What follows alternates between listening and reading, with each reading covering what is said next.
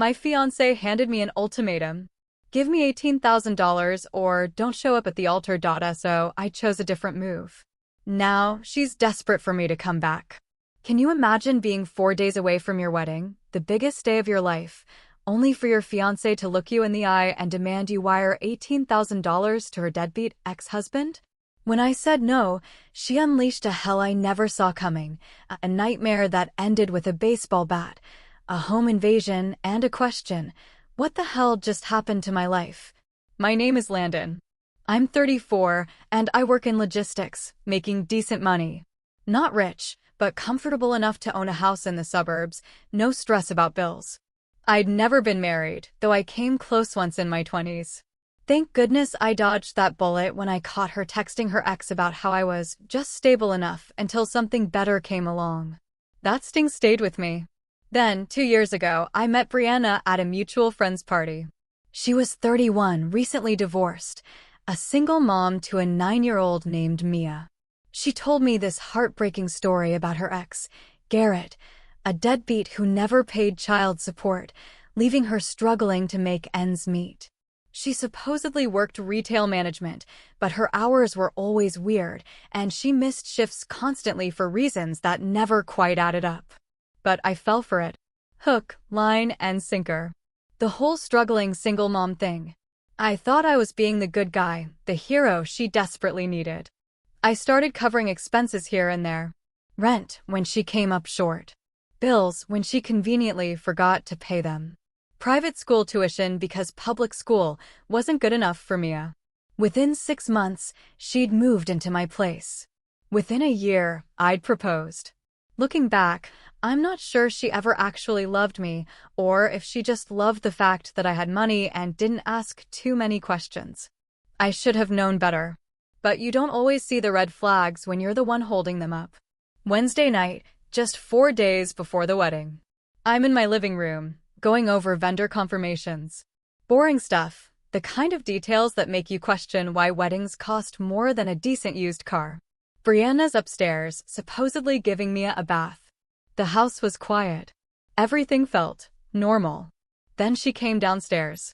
Calm, almost rehearsed, like she'd practiced this exact moment. She had that expression people get when they're about to pitch something they know is insane, but they've convinced themselves you'll accept it because you love them, or whatever justification they've got running through their head.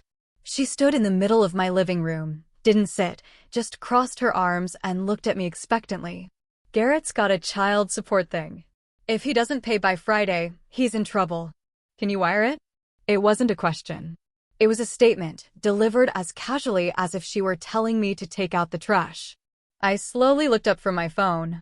I stared at her for a solid 10 seconds, waiting for the punchline, for her to break character and laugh. When it didn't come, I just said, "Run that by me again." She actually rolled her eyes at me. In my own house. Garrett's child support court date is Monday. If he doesn't pay, he gets locked up for contempt. Since you're about to be Mia's stepdad and we're becoming a family unit, we need to handle this together. I set my phone down. Real slow.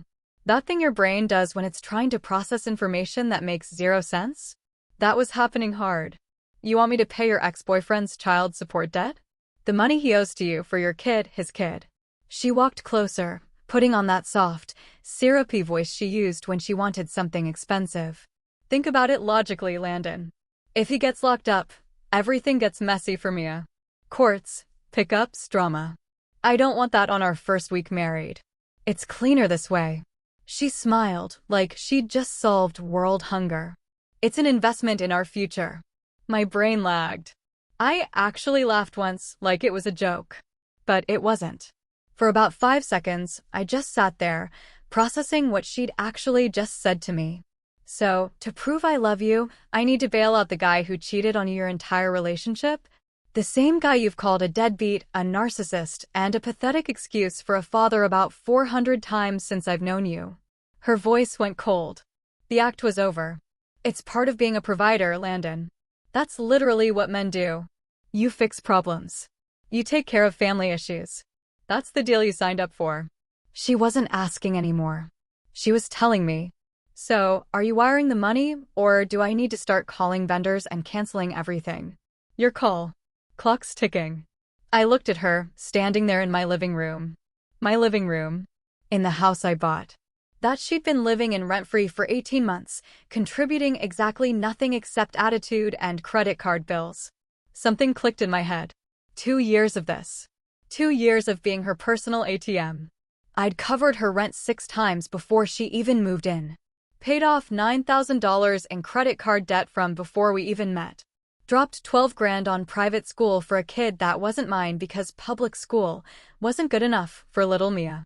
Covered car payments, phone bills, emergency expenses that were never actually emergencies. I even bought her a $4,000 engagement ring that she picked out herself and then complained wasn't big enough. That ring alone had taken 2 months of overtime. And now she was standing here demanding I pay her ex's child support because that was my job as a man. You know what I said? I don't think so. Her face went blank, like I'd just spoken in a language she didn't understand. Excuse me? I said no. If Garrett owes money, Garrett can figure it out. Or you can. But I'm not writing that check. Not today. Not ever. I pulled out my phone and started scrolling through my contacts. What are you doing? Her voice went up 3 octaves. Panic mode activated. Calling the venue. Don't you dare. She stepped toward me, reaching for the phone. I moved it out of her reach. Landon, we have people flying in from 6 states. My whole family bought plane tickets. You'll embarrass yourself. You'll humiliate me.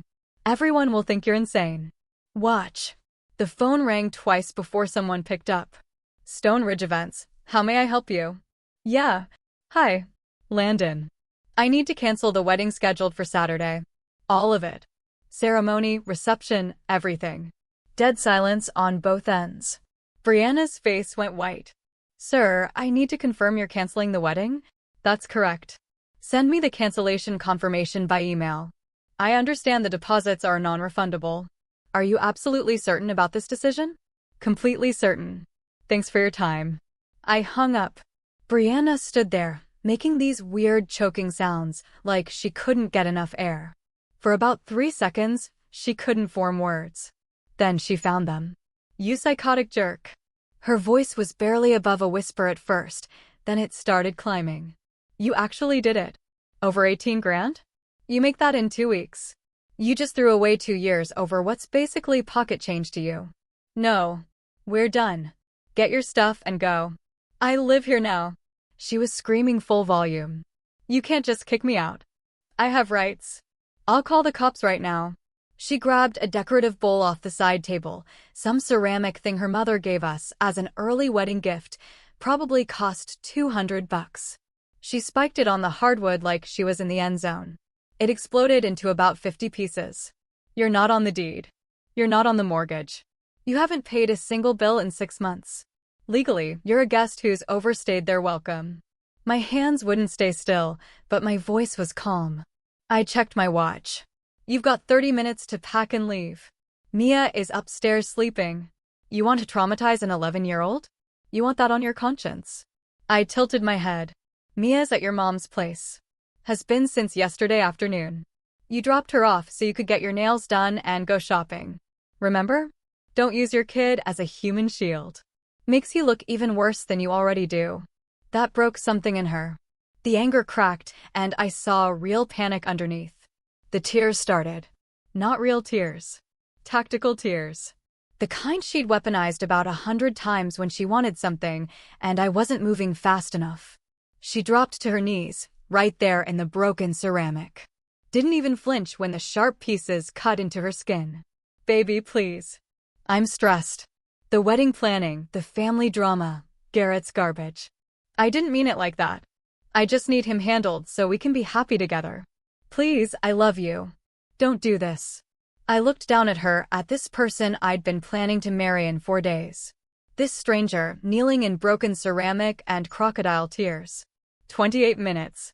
She spent the next 27 minutes cycling through every manipulation tactic in the book, crying, screaming, threatening, begging, back to screaming. It was almost impressive how predictable the pattern was. She was going to tell everyone I hit her. She was going to post about me on every social media platform and ruin my reputation. She was going to make sure I never saw Mia again, even though I had zero legal rights to the kid anyway. She was going to sue me for emotional distress and take everything I owned. She was going to call my boss and tell him I was abusive. On and on. I sat on my couch and watched her throw clothes into trash bags while she cursed out my entire bloodline. Didn't respond. Didn't react. Just waited. You think you're so smart?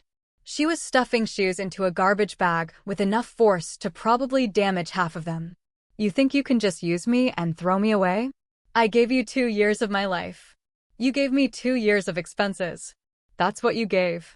That's what providers do. That's what men are supposed to do. You don't get to act like I'm some kind of burden. You're right. I was supposed to provide for my partner. Not for a dependent adult with the spending habits of a lottery winner and the gratitude of a spoiled teenager. At exactly the 30-minute mark, she was standing at my front door with 4 trash bags and a look that could have melted steel. This isn't over. You don't just get to throw me out and move on with your life. I'm not done with you. Yeah, you are. Goodbye, Brianna. The door slammed hard enough to rattle the picture frames on the wall. I locked the deadbolt, then the chain, then dragged a chair from the kitchen and wedged it under the door handle. Probably paranoid. Didn't care. My phone started ringing before I even made it back to the couch. Unknown number. Local area code. Against my better judgment, I answered. Yeah. Have you lost your mind? Kelsey. Brianna's sister. Already screaming. No build-up, just straight to maximum volume. Brianna just called me sobbing. She can barely breathe. She says you hit her and threw her out in the middle of the night like she's garbage. She's lying. Just like she lied about needing money for Mia's soccer equipment when the league provides it free. Just like she lied about her car needing $1,500 in repairs when it was actually $400. Just like she lied about literally everything for the past 2 years. She's on the street, Landon. You can't just evict your fiancée because she asked for help. She didn't ask for help. She gave me an ultimatum. Pay her deadbeat ex's child support or the wedding's off. That's not asking for help. That's extortion. She's trying to keep Mia's father out of jail. She's thinking about her daughter. Then Garrett can pay his own child support. That's literally the definition of child support. Or maybe you can write the check, Kelsey. Your husband's a surgeon. He makes triple what I do. If it's such a reasonable family expense, you cover it. Silence. The kind of silence you get when someone's own logic gets thrown back in their face and they don't have a comeback. That's different, she finally said. How? Explain to me how that's different. Because from where I'm sitting, it sounds like you want me to solve a problem you wouldn't touch with your own money if someone paid you. You're going to regret this. My sister deserves better than you. She's welcome to go find it. I hung up, blocked her number, then Brianna's number, then her mother's number, then her aunt's number because that woman had spent 2 years making passive-aggressive comments about how Brianna settled for me, and I was done pretending not to notice. The house was quiet. Actually quiet. No demanding voice asking for money. No kid yelling about homework. No dramatic sighs when I said no to something. For the first time in 2 years, the silence was free. Thursday morning hit different. I woke up in an empty house, made coffee without someone complaining about the brand I bought, and drove to work in complete silence instead of listening to Brianna list all the things she needed money for that week. I was at my desk by 7:30, trying to focus on inventory reports that needed to be finished by Friday. Numbers on spreadsheets, supply chain logistics, normal work stuff that usually keeps my brain occupied. Around 10:40, my desk phone rang. Reception. She sounded terrified. Mr. Landon, there's a woman in the lobby. She's screaming. Security is trying to contain her, but she just jumped the turnstile. She says she's your fiancée. She's coming up right now. My stomach dropped. Call the cops. Already did, sir. 15 seconds later, my office door exploded inward. The handle smashed into the wall hard enough to leave a dent. Brianna came in like a hurricane. Hair wild and unbrushed. Makeup from yesterday smeared down her face. Same clothes from last night, wrinkled and stained. Behind her, 2 security guards were hustling to catch up, but she'd gotten enough of a head start to make this as dramatic as possible. The entire floor went silent. Every head in every cubicle turned to watch the show. Some people were already filming. 3 cubicles down, Rick was already texting me. Security says she bit one of them in the elevator. I didn't respond. Couldn't take my eyes off the disaster unfolding. You canceled the cards. She screamed it loud enough for everyone to hear. I tried to buy gas this morning and it declined at the pump in front of everyone. How dare you embarrass me like that? I stood up, didn't raise my voice, didn't move toward her. You need to leave right now. I need money. My sister won't take me in. My mom's apartment is too small. And you threw me out with nowhere to go. Her voice cracked, not from emotion, from rage. After everything I did for you, you owe me. I owe you nothing. Security, get her out. One of the guards, a big guy, stepped forward and grabbed her arm. Professional but firm. Ma'am, you need to come with us. She spun around and spit in his face. Full-on hucked a loogie right at him. The office gasped. Phones were definitely recording now. This was going to be the talk of the company for months. Someone from accounting actually gasped out loud. Janet. The same woman who'd RSVP'd to the wedding with a +1. Don't touch me. I'll sue this entire building. Then she turned back to me and dropped what she clearly thought was her nuclear option. I'm pregnant, Landon. She said it loud enough for the back row to hear. You hear me? I'm pregnant with your baby. You don't get to cut me off. I'm carrying your child. The whole floor froze. I could see my coworkers in my peripheral vision, mouths hanging open, probably already mentally drafting the group chat messages. I looked at her, let the moment breathe, made sure everyone was paying attention. I had a vasectomy 4 years ago, Brianna, way before we met. Got it done after my ex tried to baby trap me the first time. I paused for a beat, smiled just a little. So, if you're pregnant, which I seriously doubt, it's definitely not mine. Maybe you should ask Garrett. Seems like you two have been closer than you let on. Her face went from red to white in about 2 seconds. You're lying. You would have told me. Why? You said you were done having kids. It never came up. I nodded to security. Get her out of my building now. They weren't gentle this time. The guard had lost any sympathy he might have had after getting spit on. They grabbed her arms and started dragging her toward the elevator. She kicked. She screamed. She made threats about lawsuits and police reports. The elevator doors closed on her, still screaming something about me being a narcissist. The office slowly returned to normal. People pretending they weren't just watching the most dramatic scene in company history. I closed my office door, sat down. My hands were shaking. Not from fear, from pure adrenaline. My phone buzzed. Text notification from my bank. Fraud alert. Attempted wire transfer of $18,750 from checking account ending in 6394 to external account. Transaction blocked due to security hold. Please contact us immediately to verify. She'd tried to steal the money herself. Probably right before storming into my office. Must have gotten my banking passwords from watching me log in over the past 2 years. I called the bank, reported the fraud, had them lock down everything. Changed every password, every security question, every recovery option. Then I called my lawyer and told him we had a problem. Document everything, he said.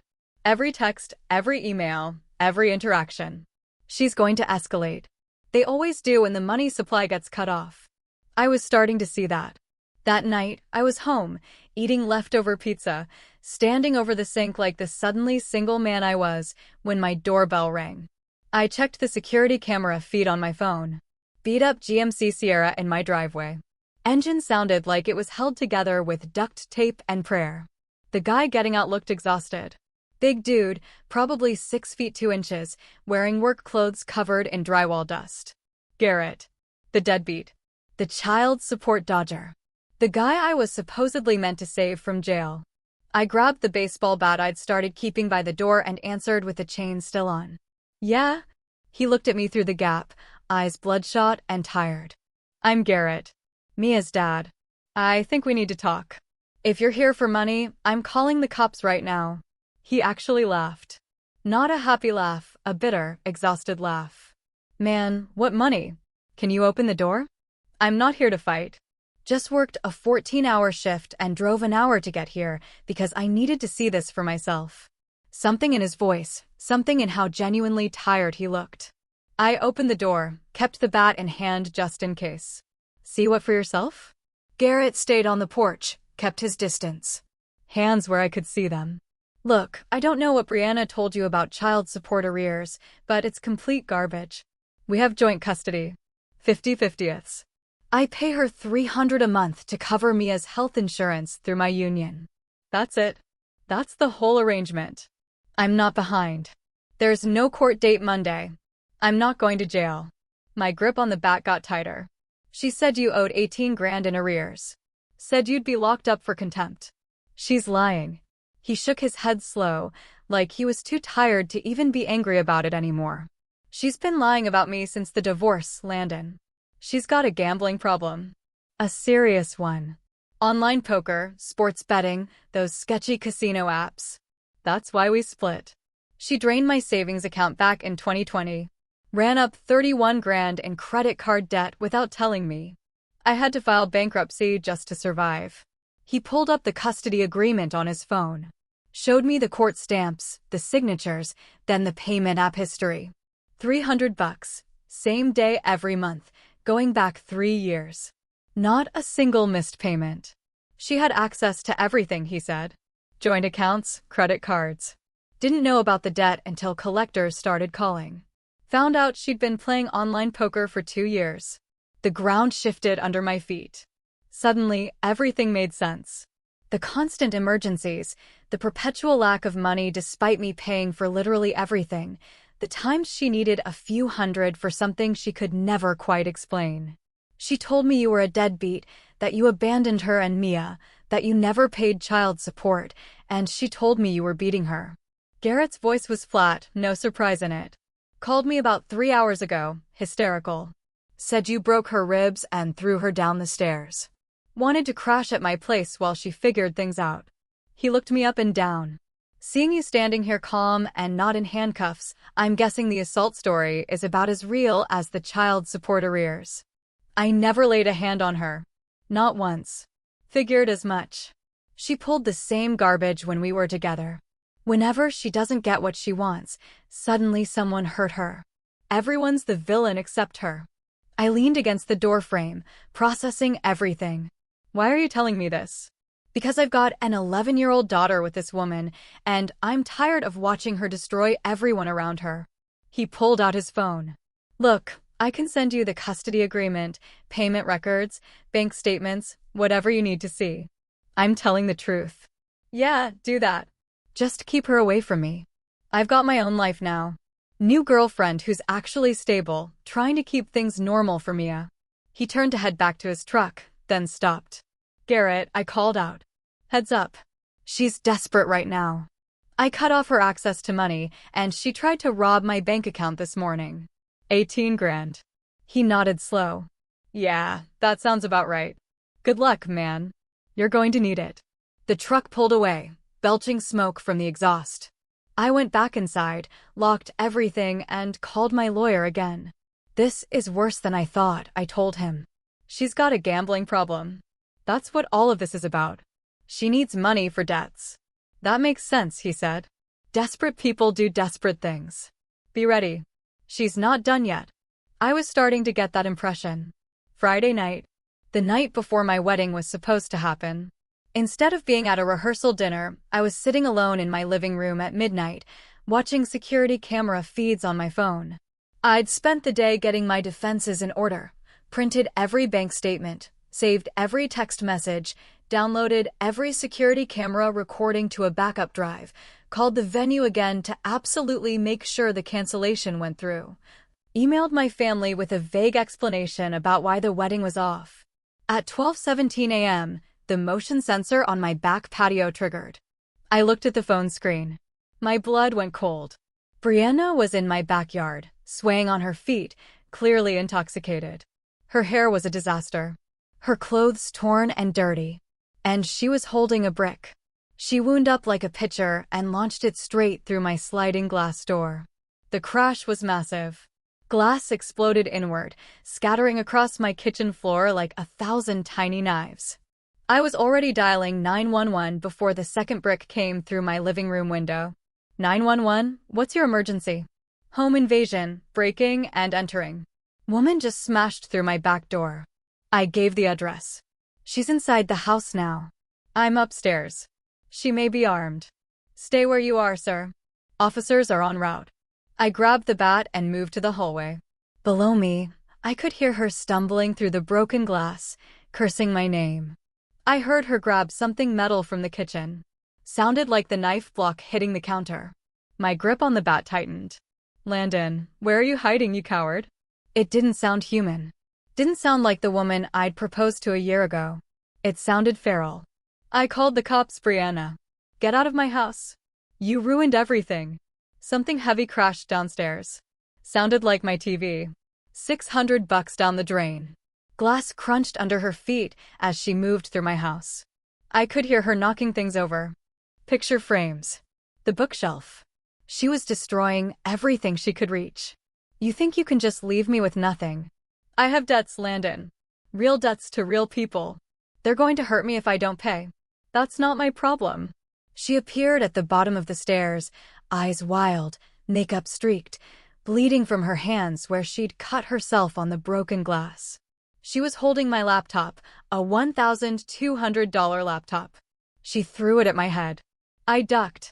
It sailed past me and smashed into the wall, shattering into pieces. You owe me, she screamed, charging up the stairs. I backed into the hallway. She lunged at me, clawing at my face. Nails caught my cheek and neck, drawing blood. I shoved her back. Not hard, just enough to create distance. Self-defense. She stumbled backward, hit the railing, then caught herself, and then she smiled. This horrible, twisted smile that didn't reach her eyes. You pushed me, she said. Voice suddenly calculated. You just assaulted me. Now I have you. Now I can take everything. I pointed at the corner of the ceiling, at the small black dome camera that had been there for 8 months. See that? She followed my finger. The smile died instantly. Motion-activated cameras. Every room in this house, audio and video, cloud backup. They've been recording since you stepped on my property 15 minutes ago. I took a step toward her. Every word, every action, every threat, everything. The color drained from her face like someone pulled a plug. Red and blue lights flashed through the windows. Police. Everyone on the ground. Hands where we can see them. 2 cops came through the front door fast. Weapons drawn. They saw the destruction, the broken glass, the bleeding woman, the scratched man with a baseball bat. One of the cops recognized the situation immediately. Domestic call, destruction visible. Woman bleeding, man holding a bat. I could see him sizing up the scene, trying to figure out who the aggressor was. He attacked me. Brianna shrieked immediately. Look at my hands. He threw me through the window. He's been holding me hostage for hours. Ma'am, get on the ground. Hands behind your head now. Why are you pointing guns at me? He's the criminal. He attacked me. Arrest him. Ma'am, last warning. On the ground. She didn't listen. Of course, she didn't. She charged the officers, arms flailing, still screaming about how I was an abuser, and they were making a horrible mistake. The taser hit her center mass. She went down hard, body locking up, hitting the floor like a dropped bag of concrete. The next 3 hours were chaos. Paramedics, more cops arriving, crime scene techs photographing everything. EMTs checking out the scratches on my face and neck. A detective taking my statement. I showed them the security footage on my phone.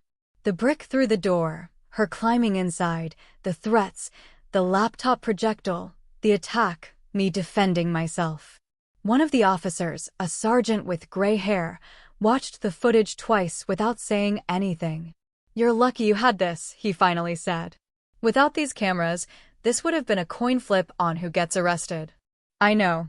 She's looking at serious charges, breaking and entering, criminal mischief, assault, destruction of property. With the prior complaints and the attempted bank fraud, she's going away for a while. Good. The sergeant studied me for a second. You doing okay? Been better, been worse. By the time everyone left, it was almost 5 in the morning. I sat in my destroyed living room, surrounded by broken glass, shattered electronics, and appended furniture. I ordered pizza, ate it cold at 6 a.m. while boarding up the broken windows with plywood from my garage. Heck of a rehearsal dinner. 2 days after the arrest, my phone rang at 11 at night. FaceTime. Unknown number. I almost didn't answer, but curiosity got the better of me. Brianna's face filled the screen. She was in what looked like a hotel room. A cheap one. The kind where the bedspreads have cigarette burns and you don't want to use the remote. Makeup running down her face. Eyes puffy and red. Hair unwashed and pulled back in a messy knot. Landon, please just listen to me for 1 minute.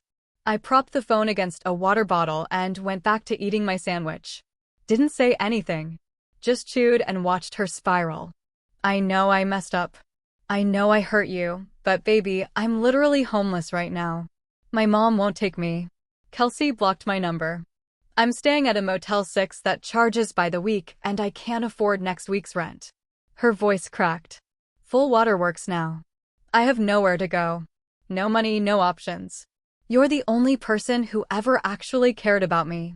I took another bite of my sandwich. Turkey and Swiss. Pretty solid sandwich, honestly. Please say something. Anything. I'm begging you. I'll do anything. I'll pay you back every cent. I'll get help for the gambling. I'll go to therapy. I'll sign a prenup. Whatever you want. Just please don't abandon me like this. I swallowed, wiped my mouth with a napkin, finally looked at the screen. You done? She nodded desperately. Yes, I'm done. I'm listening. Just tell me what I need to do to fix this. Brianna, you called me your personal ATM for 2 years. You tried to make me pay your ex's fake child support. You gave me an ultimatum 4 days before our wedding. You tried to steal 18 grand from my bank account. You broke into my house, destroyed my property, and tried to frame me for assault. I picked up the phone, brought her face closer. And now you're homeless in a Motel 6, calling me at 11 at night, asking what you need to do to fix this? I'm desperate, Landon. I need to here's what you need to do. Get a job. Pay your debts. Stop gambling. Go to therapy. Build a life that doesn't require bleeding other people dry. I smiled. Not a nice smile. And do it without me.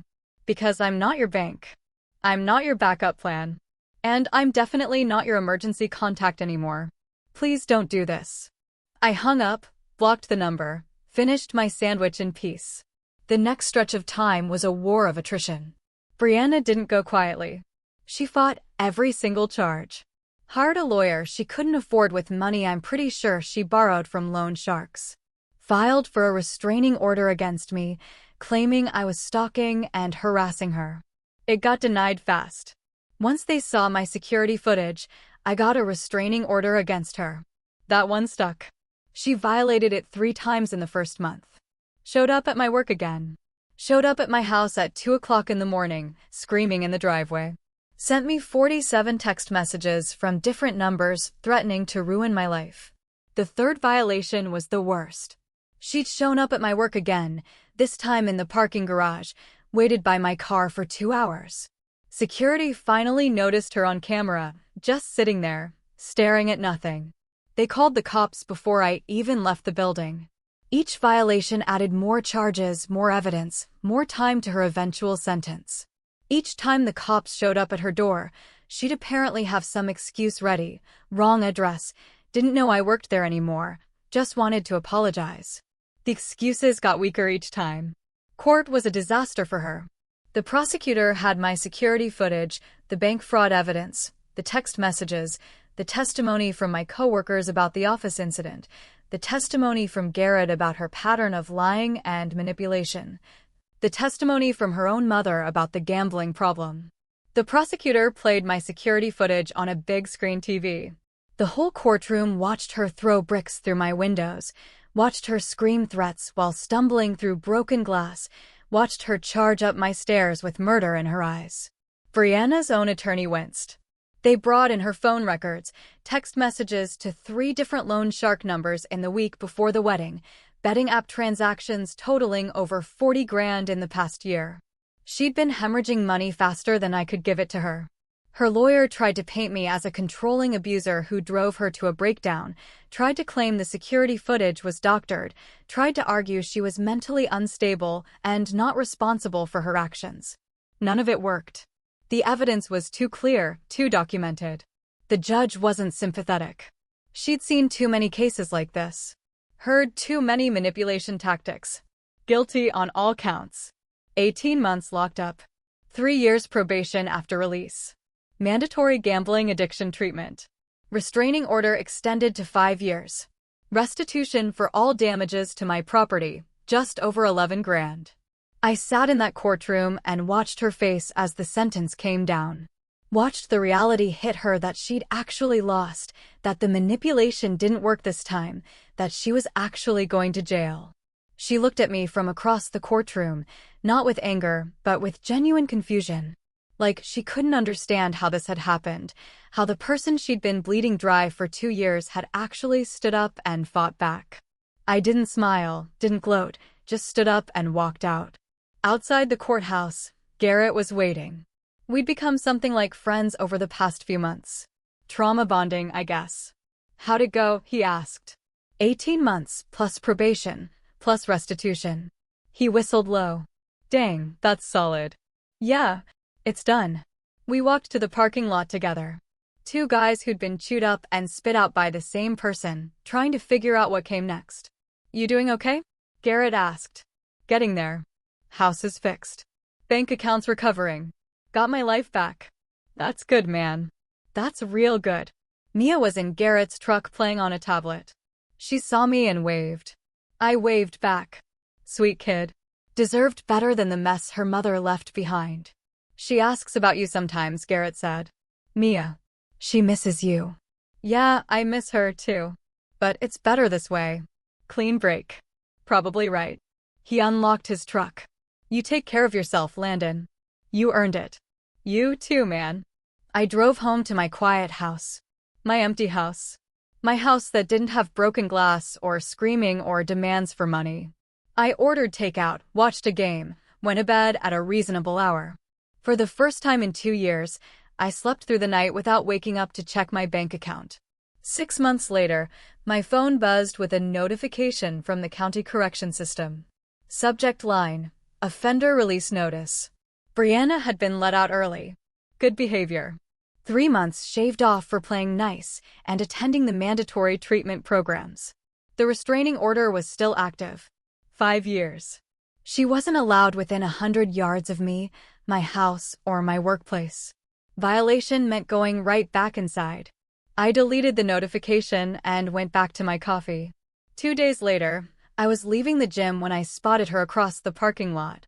Hair shorter, no makeup, wearing a fast food uniform. She was getting into a beat-up sedan that looked like it had seen better days. She saw me, froze for a second. I could see her calculating whether to approach, whether to try one more time to explain or apologize, or whatever story she'd convinced herself would work. I pulled out my phone, made it obvious I was ready to dial. She got in her car, drove away without looking back. Smart move.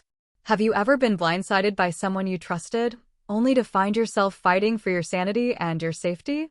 Or had to draw a hard line to protect yourself from someone you once loved? I'm curious to hear your thoughts. What would you have done in my position, especially when she made that demand just days before the wedding? Let me know in the comments below.